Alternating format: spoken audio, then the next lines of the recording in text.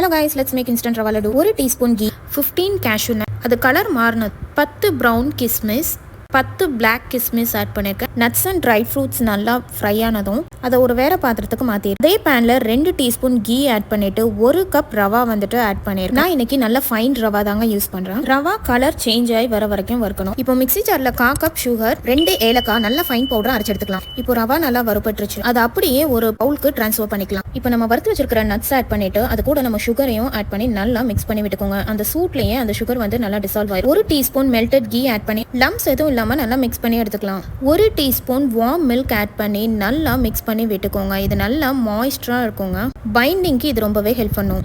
கையில நல்லா key add பண்ணிட்டு லைட்டா பெசரி விட்டுட்டு உருண்டை பிடிக்க ஆரம்பிச்சிடலாம். லைட்டா ப்ரெஸ் பண்ணி உருட்டி எடுத்தீங்கன்னா நல்லா ஒரு ரவுண்ட் ஷேப்ல வந்துட்டு உங்களுக்கு கிடைச்சிரும். பாருங்க, இப்போ நம்மளோட ரவா லட்டு ரெடி ஆயிடுச்சு. ஓப்பன் பண்ணி காட்டுறேன் பாருங்க. நல்லா சாஃப்டா இருக்குது. இதை நீங்களும் உங்க வீட்டில் ட்ரை பண்ணி பார்த்துட்டு எப்படி இருந்துச்சுன்னு சொல்லுங்க.